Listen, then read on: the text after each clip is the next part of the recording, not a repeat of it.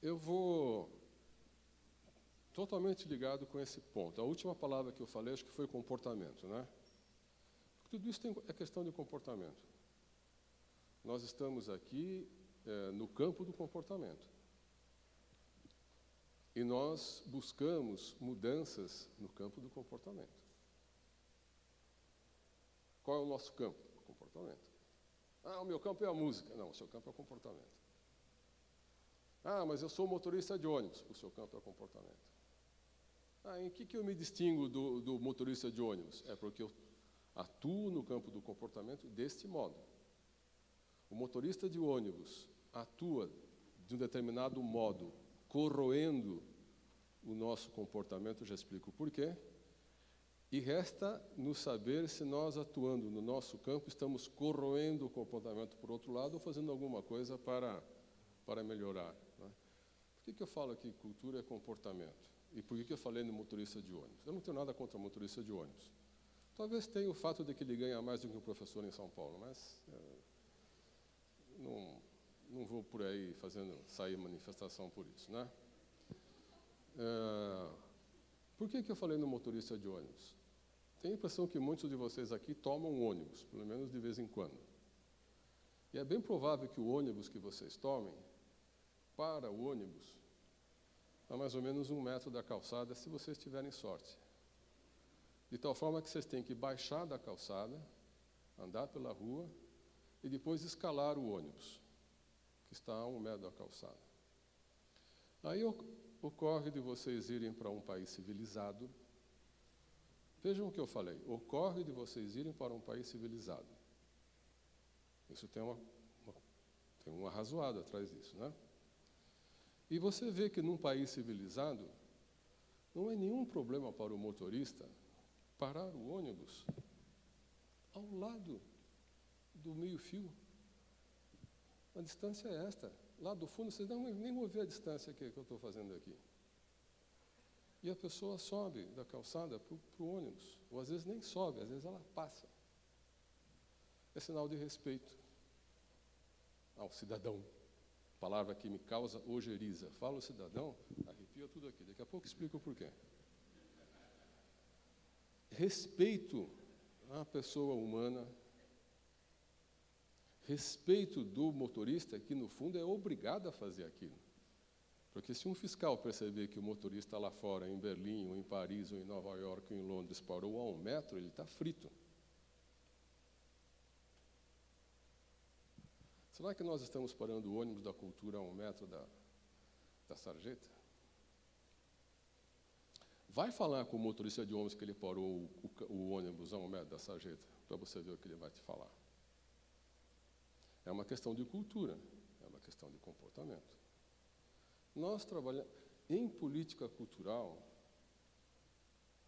se nós não estivermos em situação de criatividade, em situação de organizar as condições para que haja uma criação, e mesmo aí no fundo, nós estaremos fundamentalmente no campo do comportamento. E nós temos que saber o que as mudanças culturais contemporâneas estão trazendo para esse mundo do comportamento. Então, eu vou ler para vocês alguns trechos do plano de democratização cultural do governo da França, cujas cores políticas eu acho que vocês conhecem, eu não preciso dizer quais são. Notem apenas a palavra, não é? Plano de democratização cultural. Quando alguém não tem o que dizer, ele fala democratização cultural. Eu já estou farto dessa palavra. Vocês são jovens, mas eu passei a minha vida inteira nesse país ouvindo essa palavra. São 2 já no meu índice, né? No meu índice negativo. 2. Anote aí, depois a gente conversa. Bom, esse plano saiu agora, acho que foi dia 30 de janeiro, uma coisa assim, depois de um fato fundamental que a gente vai ter que discutir um pouquinho aqui para saber o que significa isso em termos de cultura, que foi o atentado à redação do Charlie Hebdo. Eu não sei onde vocês estavam quando isso aconteceu, não sei qual é a reação que teve isso em vocês, em mim foi arrasador. arrasadora. E esse plano, então, saiu muito em função daquilo que aconteceu na França no comecinho de janeiro. Ia sair, de alguma maneira, a revisão do plano de política cultural da França, mas saiu marcado muito pelo que aconteceu no atentado à redação do Charlie Hebdo. E eu vou ler alguns, vou trazer para vocês alguns desses pontos que são importantes, né? Primeiro, trata-se de coordenar as ações dos Ministérios da Cultura e da Educação. Quantas vezes a gente já não disse isso, né? O que é a cultura sem educação? E o que é a educação sem cultura? O Brasil é o país de educação mais desculturalizada que eu conheço. Mais que a Argentina. Mais que o Uruguai. Mais que boa parte dos países da América Latina. O que a França vai fazer? Coordenar as ações dos dois ministérios em todos os recantos do território. É que eu estou citando, né? Esta política deve mudar de escala. Pense um pouquinho como anda a educação no Brasil. Vocês sabem como anda a educação no Brasil? Existe um programa internacional. Vocês não podem vir me dizer que vocês, sendo da cultura, não tem nada a ver com educação. Isso não dá, né?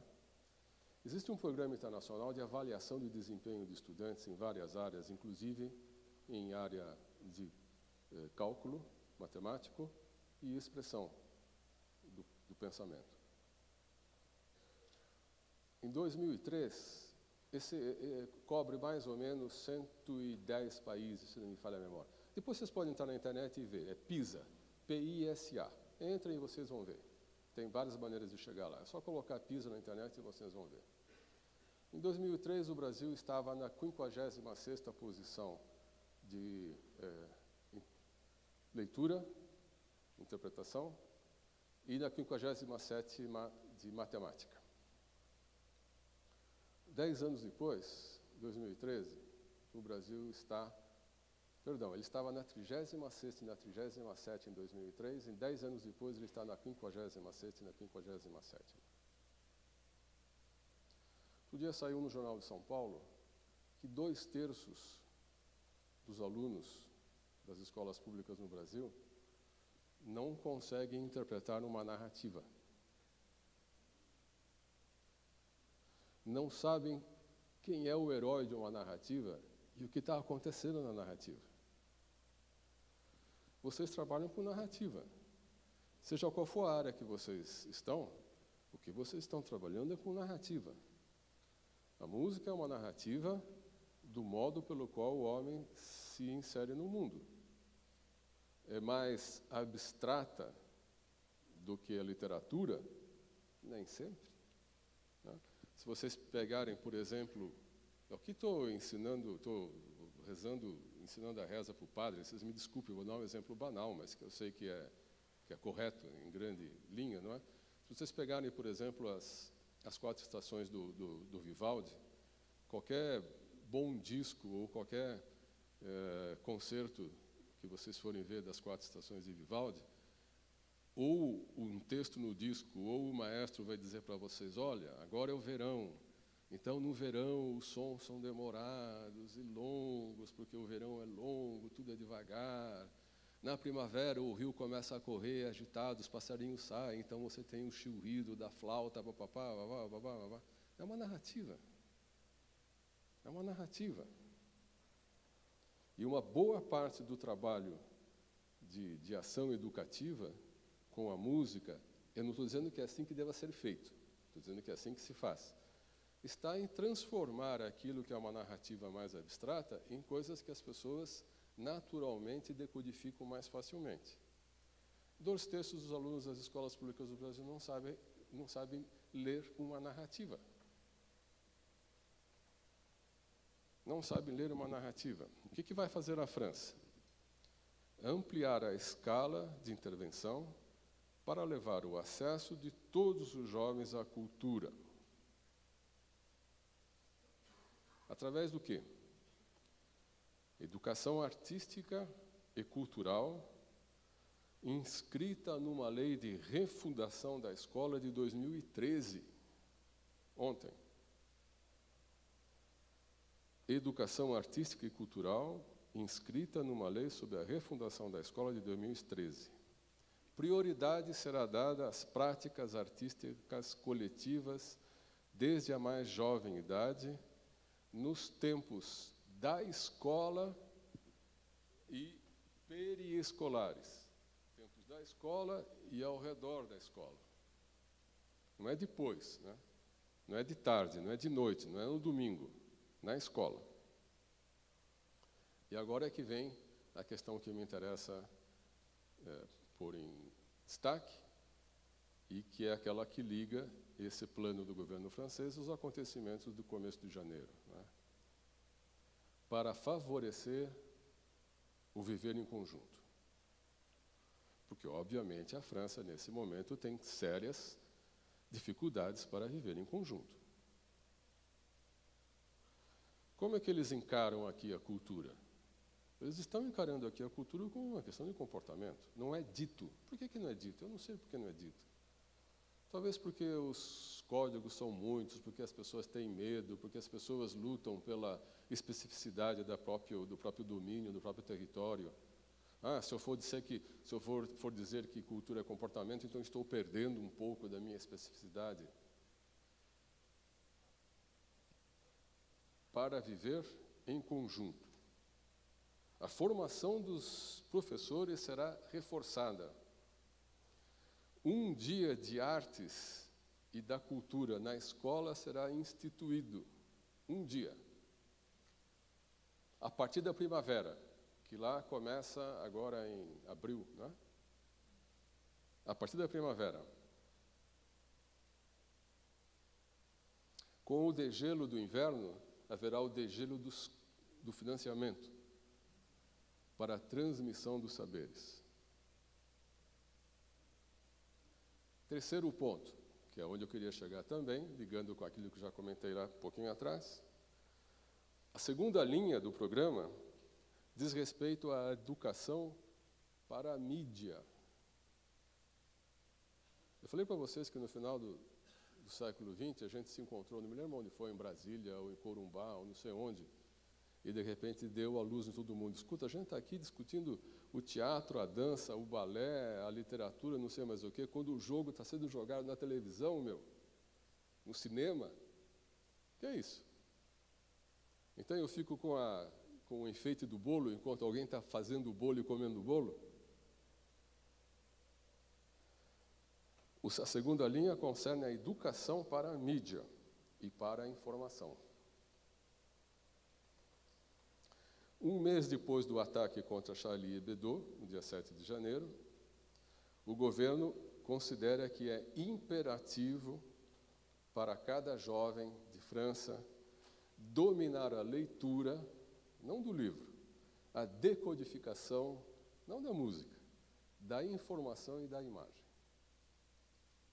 Na mídia, na internet e nas redes sociais.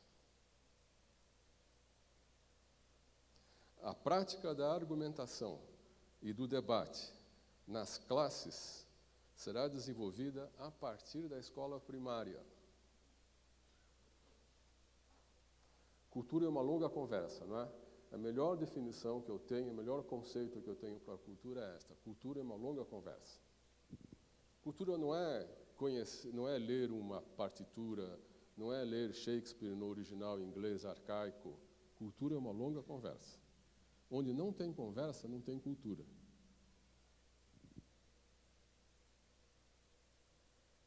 Agora, conversa significa conversa. Geralmente, pode ser uma conversa entre duas pessoas que compartilham os mesmos pontos de vista, mas quase sempre uma conversa entre pessoas que não compartilham os mesmos pontos de vista. Esta é cultura. Daí a importância de, como eu disse de início, né, mudar a perspectiva de ver as coisas, mudar sempre o modo de ver. A prática da argumentação e do debate nas classes será desenvolvida desde a escola primária. O Ministério quer, não é deseja, o Ministério quer e fará tudo o que estiver ao alcance para implementar a proposta de que em cada colégio e em cada liceu seja criada uma mídia. Ah, então você está falando contra a literatura, você não gosta de literatura, você não gosta de teatro, você não gosta de música clássica. Claro que eu gosto de tudo isso. Eu consumo tudo isso. E eu deposito nisso o maior valor que vocês puderem imaginar. E não é que eu tenha horror à mídia, não tenho horror à mídia. Ontem eu vi um bom pedaço do Oscar. Eu tenho que ver um Oscar. Não é fazer como faz os jornais brasileiros, porque o Oscar é bobagem, é ridículo. Claro que o Oscar é uma bobagem. Claro que é. Ah, porque é mau gosto. Claro que é mau gosto. Ah, porque os filmes são todos codificados. Claro que os filmes são todos codificados. Qual é o problema? É um fenômeno cultural que o mundo... 100 países, não me lembro exatamente, 100 países estavam assistindo à cerimônia do Oscar. Isso é importantíssimo para eu entender a cultura. Provavelmente não estava na Coreia do Norte, nem na China.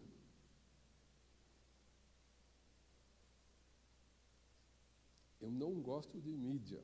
Eu gosto de Beethoven, eu gosto de Beethoven, gosto de Shakespeare, eu gosto de literatura, eu adoro poesia, eu adoro cinema de arte. Eu gosto de Godard, eu não gosto de Birdman. Eu gosto de Godard. Mas como é que eu vou deixar de ver a cerimônia do Oscar? É aí que eu vou entender qual é o jogo que está sendo jogado. Então, o governo francês quer que em cada escola, que em cada colégio, que cada liceu, passe a haver uma mídia. Aqui no Brasil, só quando a pessoa chega na universidade, e no caso dela ir para uma escola de comunicações, é que haverá na universidade uma rádio, uma televisão. Qual é a escola que faz cinema? Nem a escola de cinema faz cinema no Brasil. Uma rádio tem. A rádio USP é uma boa rádio. Não sei se vocês já ouviram alguma vez, é uma boa rádio. Não tem televisão. Tinha, mas acho que nem sei mais, sumiu.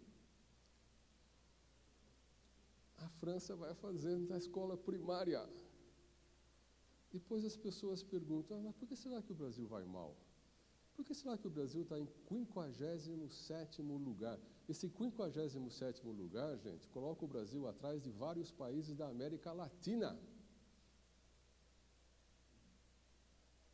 A pior coisa que existe é o orgulho nacionalista. É terrível isso. O orgulho nacionalista é responsável pelas guerras, pelos massacres, pelos horrores. Mas o pior é que isso está tão arraigado que quando eu digo que o Brasil, nesses dois itens, está atrás da maior parte da América Latina, isto fere aqui dentro, não é?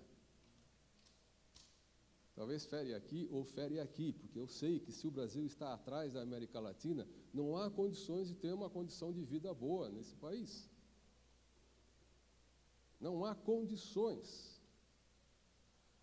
Vindo para cá, estava conversando com a Janaína do respeito e do amor que a Coreia tem. Eu não vou citar a Coreia como um exemplo a ser seguido, Coreia do Sul, obviamente, Coreia do Norte. Não vou citar a Coreia do Sul como exemplo a ser seguido, porque a coisa é complicada, o sistema é massacrante, o estresse em crianças e jovens é muito forte, mas não tem só estresse na Coreia do Sul. Né? Na Coreia do Sul, o professor é uma das 3 figuras mais reverenciadas do país. Aqui, um professor ganha menos do que um motorista de ônibus, o que permite a você dizer que, no Brasil, uma das figuras mais respeitadas do país é o motorista de ônibus. Ele merece ser respeitado, mas o professor não pode estar abaixo dele. E a Coreia tirou o pé da lama. Aqui, como é um auditório misto, eu não vou falar de onde eles tiraram o pé, a rigor, né? A Coreia tirou o pé da lama graças à formação, à educação, ao ensino e à pesquisa.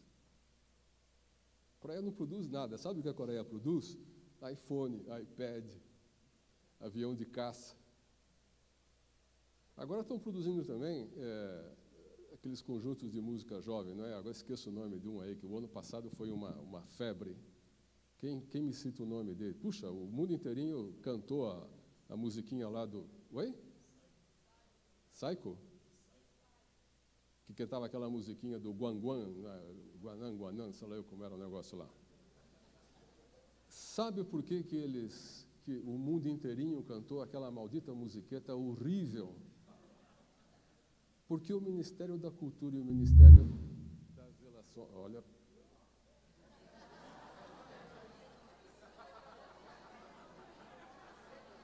Até aqui...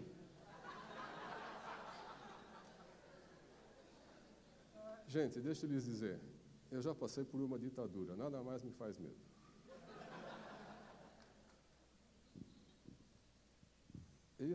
O mundo inteirinho cantou aquela maldita musiqueta porque o Ministério das Relações Exteriores e o Ministério da Cultura promoveram a música no mundo inteiro, gente.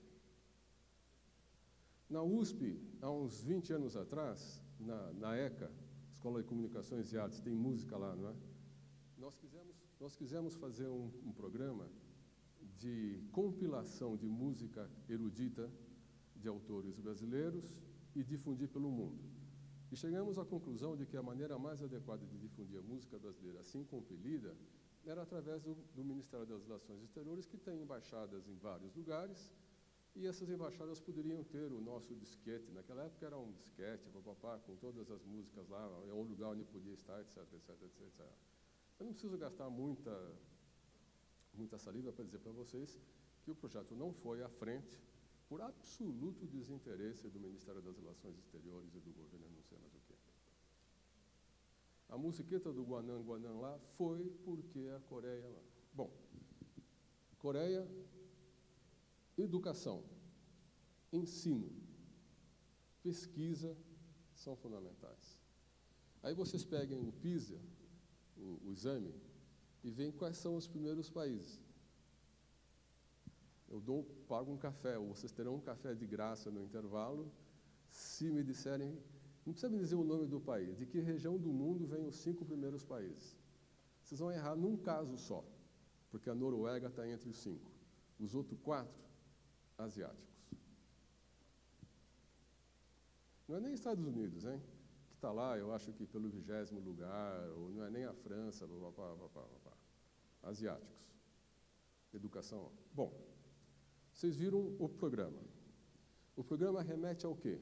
A educação como comportamento. Qual que é o princípio básico que a gente deve levar em conta aqui? Comportamentos ou se reforçam ou se mudam.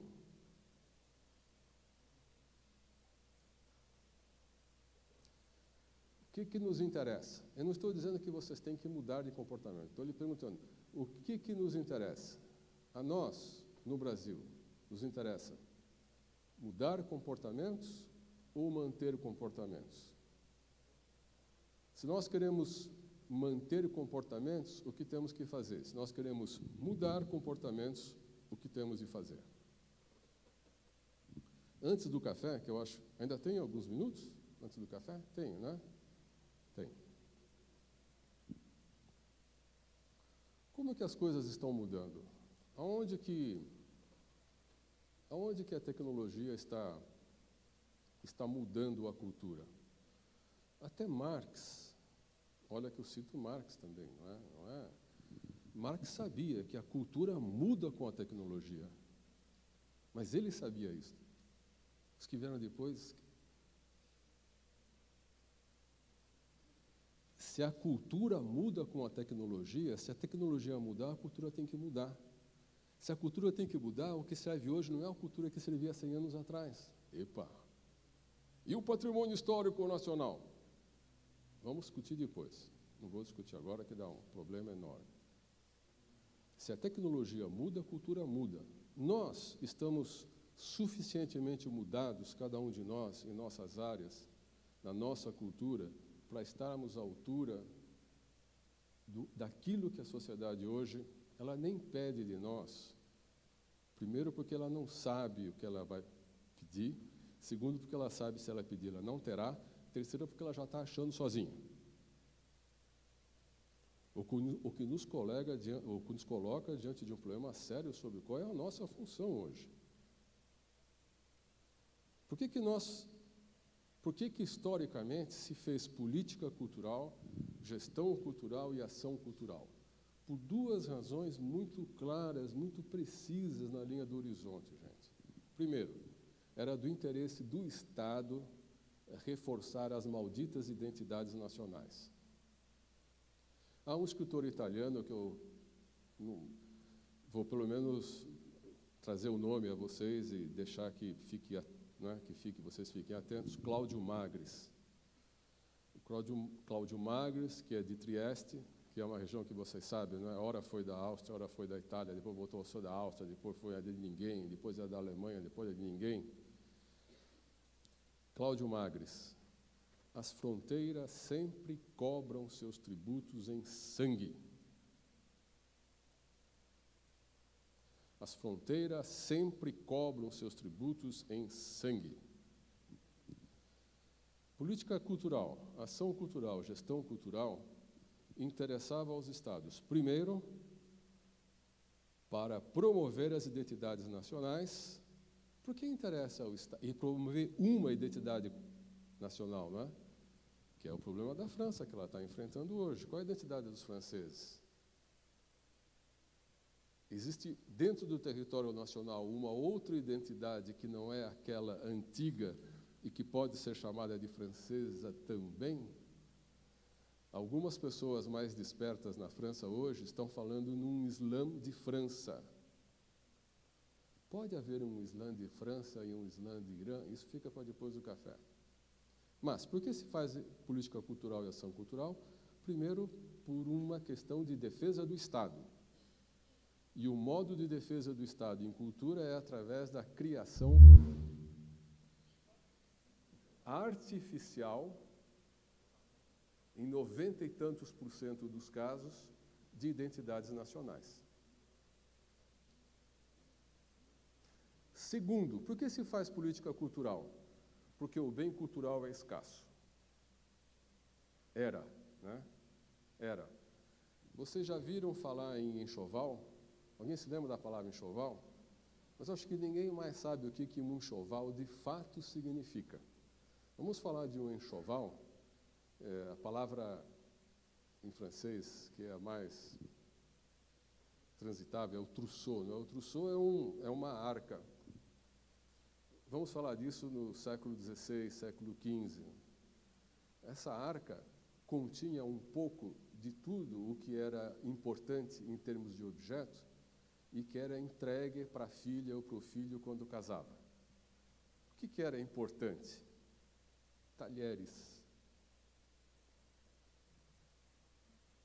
Alguns pratos. Alguma roupa. Eu não estou falando em livro, não estou falando em ouro, não estou falando em obras de arte. Estou falando nestas coisas. Eram escassas. Talher era escasso. Ainda que eu acredito que alguns de vocês devam ter em casa alguma colherinha de café que foi do avô. Alguém tem? Deve ter. Ninguém tem. Tem? Pelo menos duas. Eu tenho. Foi do meu avô. Sobreviveu. Por que sobreviveu? Porque para a geração do meu bisavô, para a geração do meu avô, que veio emigrado para o Brasil, aqui começou aí, mais baixo do que eu aqui agora, não é? Para minha mãe e para mim, quando era pequeno, um objeto tinha um imenso valor. Não pode jogar fora. Ninguém joga fora.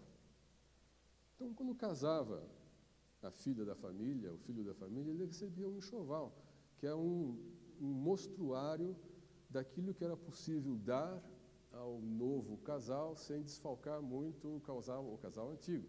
Se o cara era senhor feudal, era diferente, ele dava um condado, tudo bem, uma manada de cavalos, mas senão você dava um pouco do talher, um pouco do prato, um pouco da roupa. Cultura era escassa. A cultura era escassa no século XVI, era escassa no século XVII, no século XVIII e no século XIX. Quer dizer, século XIX é mais ou menos aqui, numa linha reta. Eu estou sendo muito otimista. Século XIX é aqui, mais ou menos aqui, numa linha assim, gente. Talvez aqui, olha. Aqui, ó. Tem uma linha da evolução do pensamento, foi desenvolvida por uma americana, muito interessante. Uma linha que marca aqui o ponto onde surgiu o homem, e aqui, já viram essa linha? E aqui o ponto hoje. Hoje, dia 23, às 2h30 da tarde. Toda a história, a linha começa lá, na linha, na ponta dessa tela, e vai à ponta dessa tela. Toda a nossa civilização ocidental está aqui. Não está lá, está aqui. Por isso que eu digo que o século XIX é que é assim, mais ou menos, ó, uma linha, um nível de água, ó, século XIX. Quando a cultura começa a ficar um pouquinho mais disponível. Com o quê? Por exemplo, os escritores que escreviam nos jornais, em folhetim, para depois lançar o livro. Teatro. Pensem bem, o teatro, no século XVI, acontecia agora, às 2h30, hora do teatro, num lugar cheio de luz, porque não tinha luz elétrica, nem luz a gás. Você tinha aquilo mesmo abrindo todas as janelas e o lugar tem que ser aberto com papapá, botava a vela aqui, né? Quando você pôde fazer o teatro de noite, porque já tinha luz a gás ou luz de eletricidade, foi uma coisa fantástica. E aí você podia ter 2 sessões, se você quisesse. Quando é que você vai ter 2 sessões de teatro? Fotografia. Até o século XIX, gente, alguém saía de Paris, ia para a Itália, se ele soubesse desenhar ou fazer gravura, ele chegava na Itália, fazia cópias em desenho preto e branco, ou em gravura preto e branco, das obras do Michelangelo, do Da Vinci, do Veronese, papapá, voltava para Paris e mostrava, olha como é bonito. Escuta, qualquer semelhança entre isso e aquilo lá é mera coincidência, não tinha cor. A obra do Veronese, tem uma obra do Veronese que é 10 metros de comprimento por 5 de altura.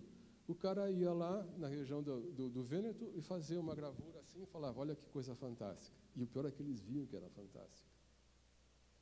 A cultura era escassa e por isto se faz política cultural.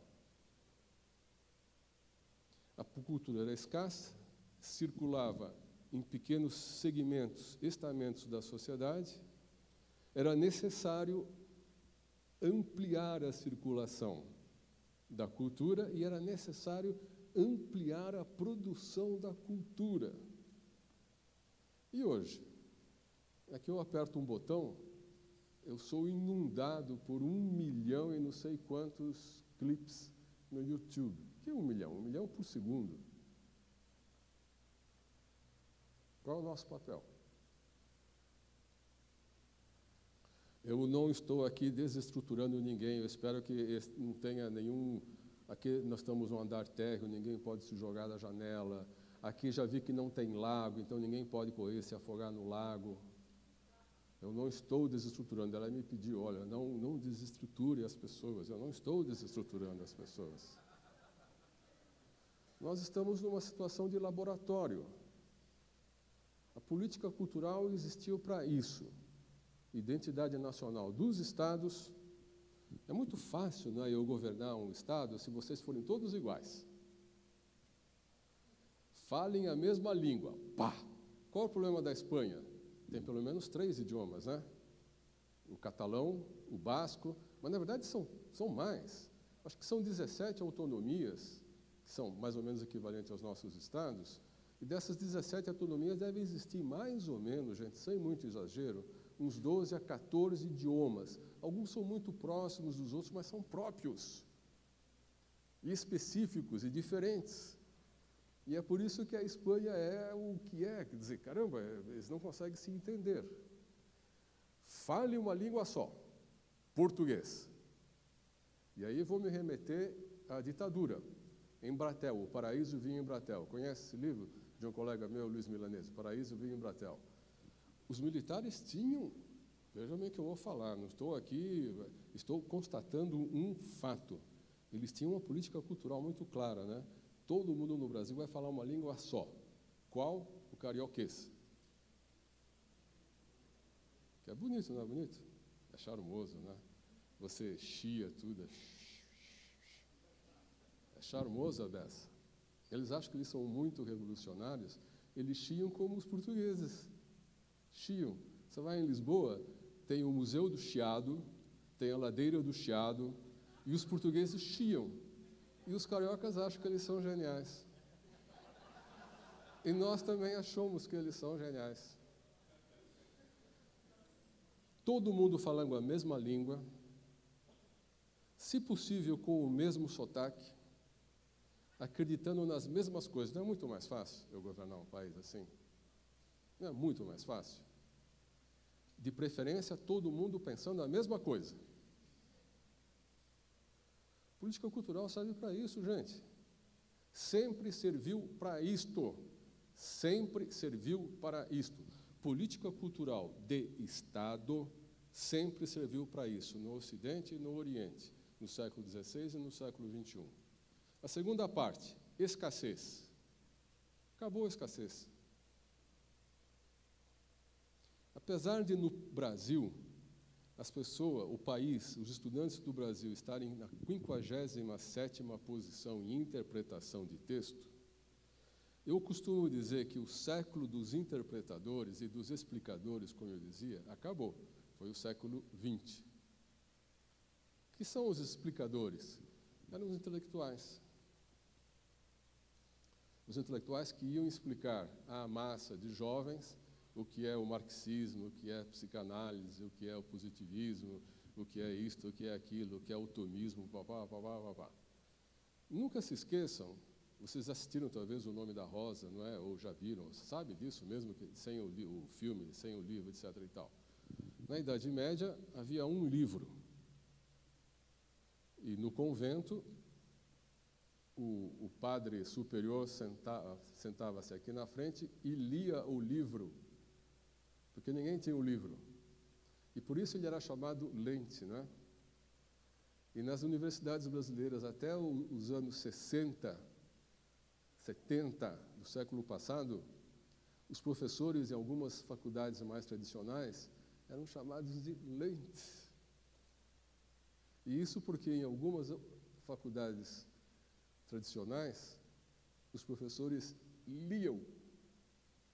Numa faculdade de Direito, por exemplo, os professores leem o Código Civil e comentam. Artigo 1. Isso quer dizer isso. Lê e comenta. No século XV, no século XIII, no século XII, um livro, uma pessoa lê, e você nunca vai saber se ele está lendo de fato ou se ele está lendo e está fabulando em cima, né? Você nunca vai saber. A indústria editorial aumenta, as pessoas têm mais chance de terem acesso direto ao texto. Uma revolução religiosa se faz em nome do acesso direto ao texto, vocês sabem qual é? Alguém deveria saber. Oi? Protestantismo. Protestantismo. Eu vou ler o livro diretamente e eu vou entender o que eu quiser entender. Não era bem assim, mas era mais ou menos isso. é um grau, gente, é uma cisão em relação ao que havia antes, onde havia uma entidade, um ser que diz qual é a norma interpretativa. Mas vejam, quando é que aconteceu a Revolução Protestante? Aonde nós estamos? O que aconteceu com a cultura, com a variedade de cultura, com a proliferação do texto, com a desnecessidade do explicador. Nós somos explicadores. Vocês, nas suas atividades regulares, são explicadores. A sociedade hoje precisa de explicadores. De novo, nós estamos no andar térreo, não tem lago.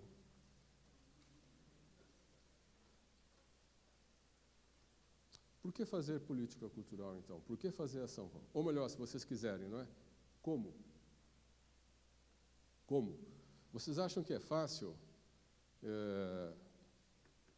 fazer, como diz aqui? Aqui não diz nada. Educação para a mídia. Pensa que é fácil?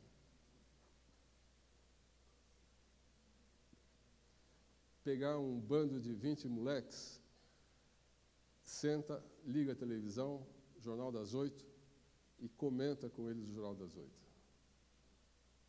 Explica para eles como se forma, não precisa nem ser Jornal das 8, como se faz uma página de jornal. Vocês conhecem uma expressão chamada vazamento de sentido? Aqui eu não me lembrei de trazer esse exemplo aqui. Vazamento de sentido. Você faz a primeira página do jornal, você põe aqui o título, depois vem a manchete central, depois aqui você põe, por exemplo, a fotografia de um político que você não gosta, e aqui do lado você põe assim: ontem foi preso em São Paulo um ladrão, que foi pego assaltando não sei o quê. Como funciona o sentido?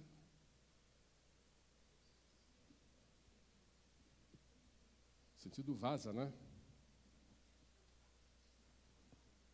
Como funciona uma publicidade? Como funciona uma publicidade? Todo mundo sabe como funciona?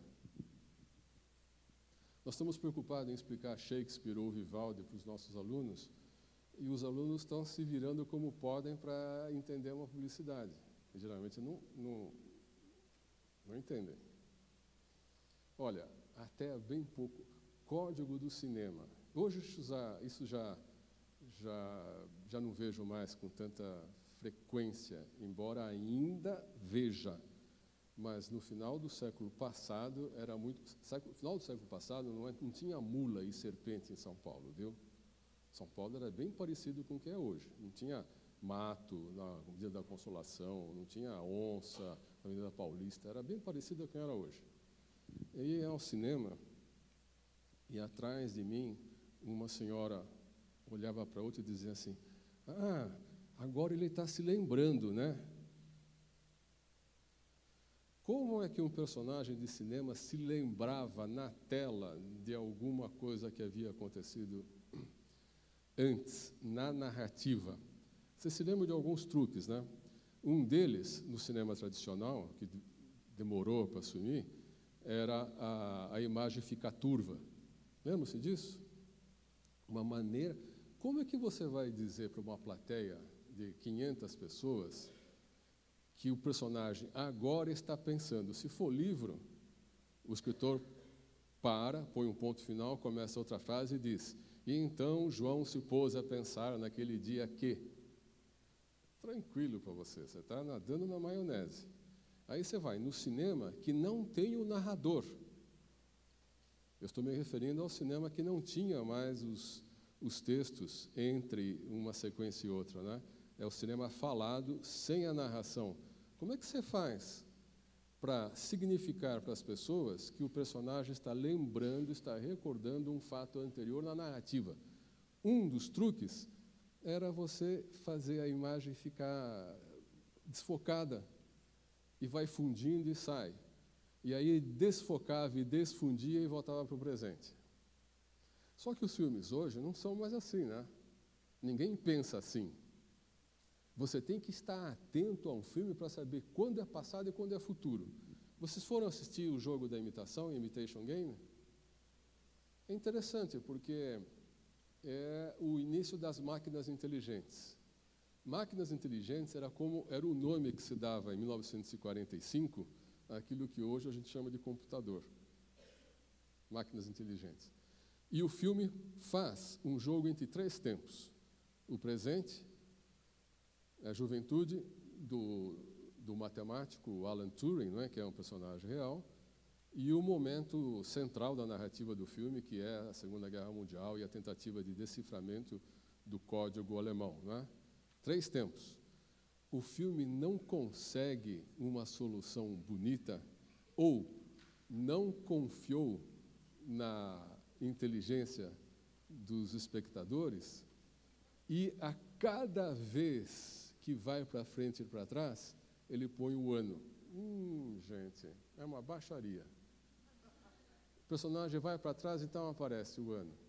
Só não aparece num momento em que é quando jovem, você logo de cara percebe que ele é jovem, então ele não põe. Jovem, mas é criança mesmo. Nos outros 2 momentos ele põe o ano.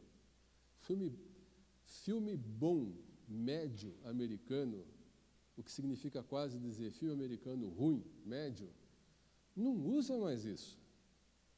Quando é que o personagem está pensando e quando é que ele está vivendo no presente? Pessoas de alguma idade atrás de mim, o tempo inteirinho falam, agora ele está pensando, né? Agora ele está pensando, né? Traduz isto. Essa pessoa tem dificuldade em entender a linguagem do cinema no final do século XX no Brasil.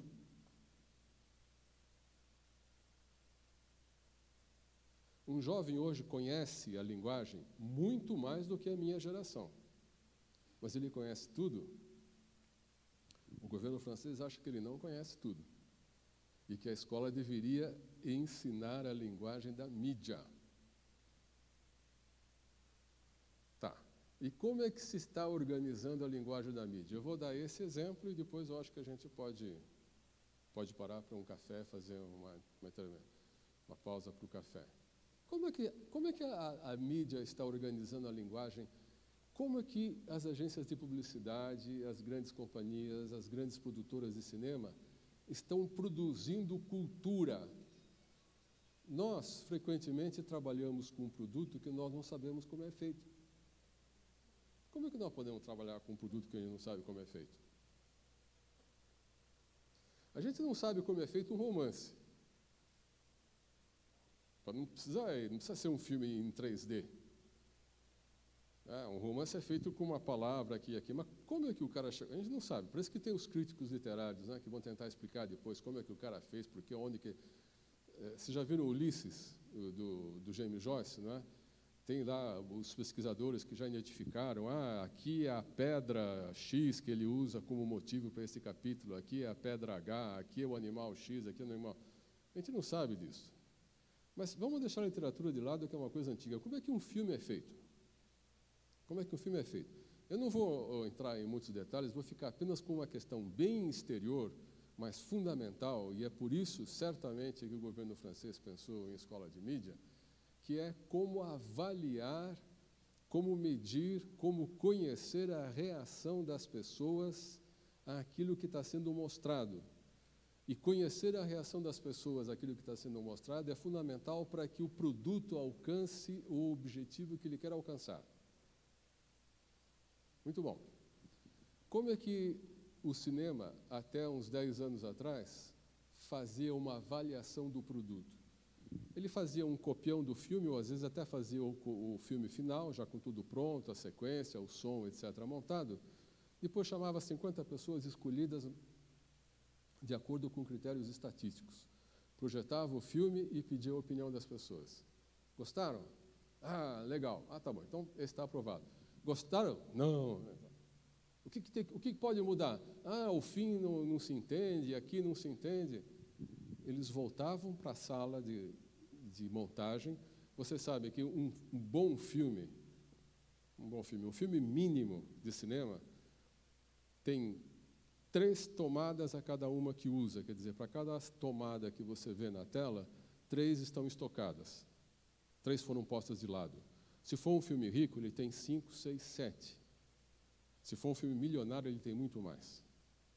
Você volta para a sala de edição, tira aquela sequência, coloca uma outra, volta para a sala e pergunta, vocês gostaram? Bom, as empresas de cinema perceberam que as pessoas mentem. Em quem você vai votar dia 3? Ah, vou votar no A. Ele votou no A? Você sabe que as pessoas dizem aquilo que esperam que ela diga. Se ela achar que esperam que ela diga que é A, ela vai dizer que é A. Se ela achar que espera que é B, ela vai dizer que é B. Então, esse sistema não serve. Como é que as coisas ficaram agora? Desenvolveram um centro de pesquisa nos Estados Unidos, de maneira especial, desenvolveu um sistema, gente. Depois eu posso ler, eu posso dar para ela, para que ela passe para vocês a informação. Desenvolveu um sistema de leitura de movimentos da face associados com tipos de emoção, como gosto, desgosto, abjeção, ou empatia, ou dúvida, ou incerteza, ou ambiguidade, através da leitura por computador dos traços, como ela está fazendo, assim, assim, aqui, se aqui abre, fecha, se aqui. Vocês vão dizer que é brincadeira, né? Esse método foi posto à prática, foi posto à prova, ele é empregado, as agências de publicidade fazem os seus produtos com base nesta, porque as pessoas mentem também. Você gostou do filme? Você gostou desse anúncio? Eu gostei, não, está muito legal. Quando você vai esmiuçar, você vai descobrir que ele até pode ter gostado, mas aquela cor, quando entrou, deu uma reação muito negativa no cara. Mas ele não diz. Por que ele não diz? Porque ele nem sabe. Ele não sabe, mas o rosto dele sabe. E diz. Se ele fechou o olho porque o choque luminoso foi inesperado, ele não devia fechar o olho. Se ele franziu o sobrolho, ou se ele fez assim, filmam os rostos de vocês, levantam um perfil, analisa o produto e tem o produto feito. Como é que a gente pode tratar isso numa sala de aula? Ou, estamos nós preparados para tratar disso numa sala de aula? E isso em relação ao cinema, que é um campo um pouco mais dentro da minha área de formação, eu me pergunto, o que está se passando no campo, campo da imagem, não é? O que está se passando no campo do som? O que está se passando no campo do corpo, do movimento? Como é que isto reflete ou não reflete em cima do conhecimento que nós temos sobre essas práticas? Como que isso pode ajudar ou não nos ajudar a trabalhar naquilo que a gente trabalha? Para que lado isso está apontando? Nós temos alguma possibilidade de intervir nesse campo? Eu não estou dizendo que este processo é bom ou é mau, ou não é moral ou não é moral. Eu não estou dizendo nada disso, estou dizendo que ele existe e que pessoas usam. A Microsoft tem um sistema, eu preciso pegar essa descrição desse sistema aqui, para não deixar passar nada. Vamos ver se eu encontro ele aqui. Esqueci de falar da residência artística. Uma terceira linha do projeto de reforma cultural na França é baseado na residência artística. Não é só ensino cultural e artístico, é dar residência artística para os jovens que demonstrem uma possibilidade de avançar no trabalho.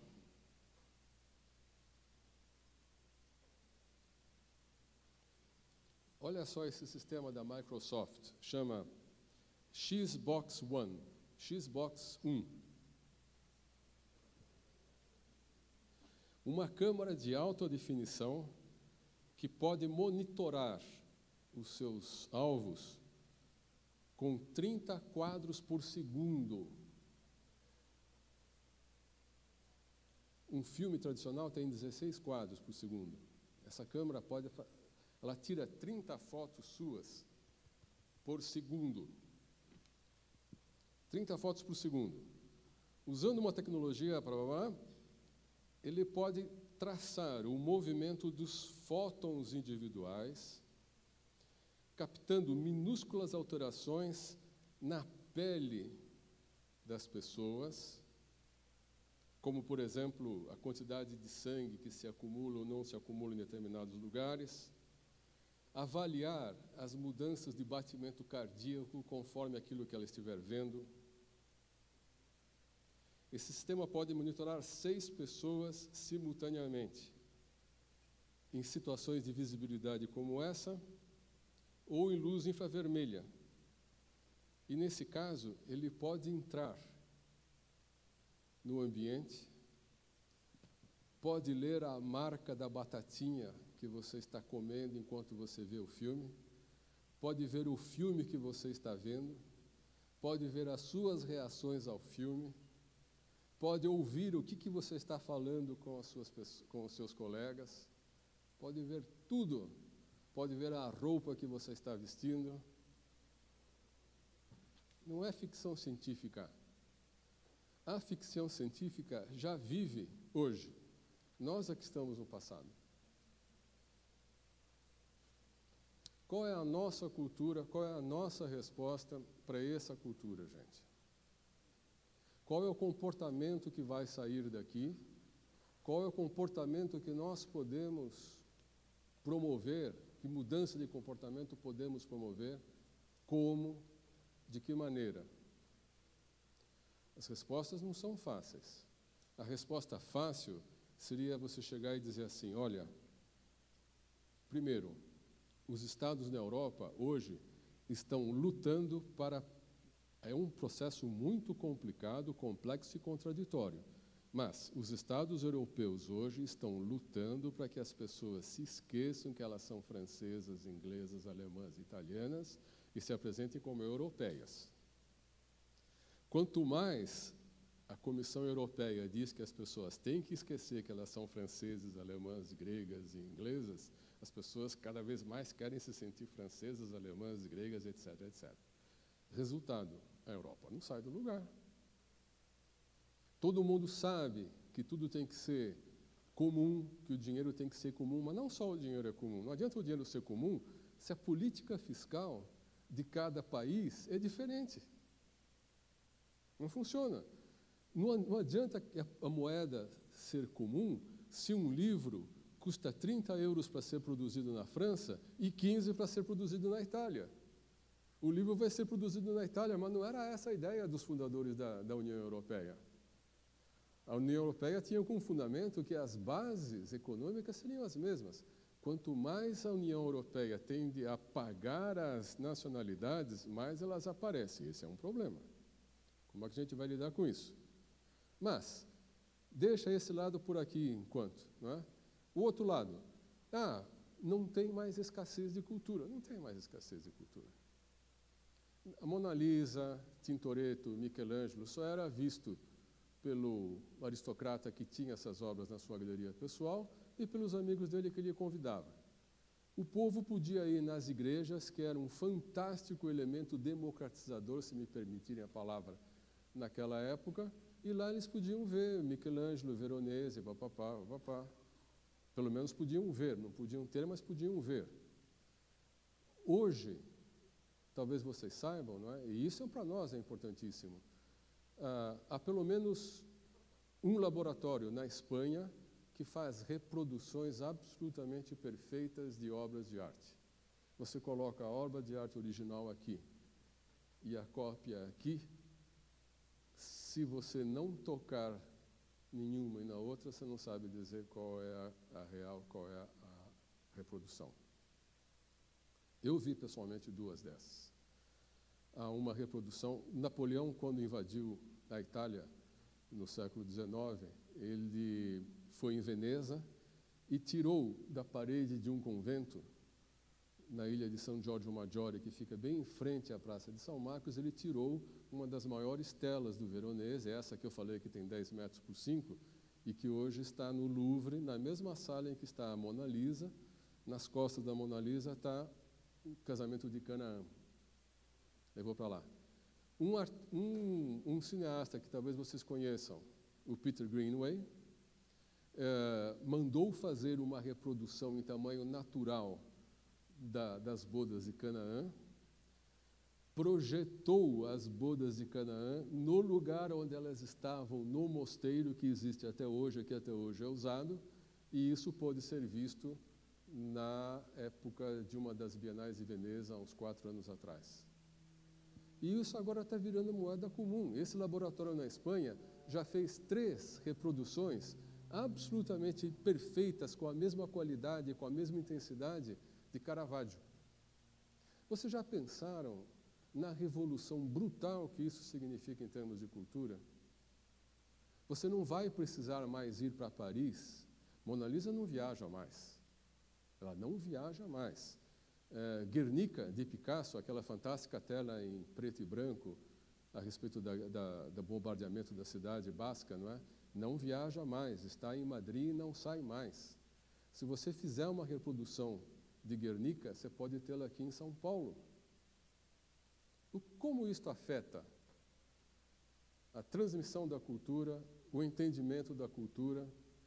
A obra de arte perdeu o seu valor, como o Walter Benjamin dizia, né? Na época da reprodução da obra de arte, não existe mais aura. Ninguém acredita muito no que o Walter Benjamin dizia, porque as pessoas continuam querendo ir a Paris para ver a Mona Lisa que está lá. E se eu trouxer uma Mona Lisa aqui, se as pessoas aqui da plateia puderem, elas vão a Paris ver a Mona Lisa lá. E quando elas chegarem lá, elas não vão saber a diferença entre aquela e essa, mas elas vão lá. A aura não morreu, mas a obra se reproduziu. O que isso muda na nossa relação? Bueno, a minha parte, num primeiro momento, chegou ao fim. A gente tomará um café. No segundo momento, eu desço lá para baixo, para o inferno, e aí a gente começará a conversar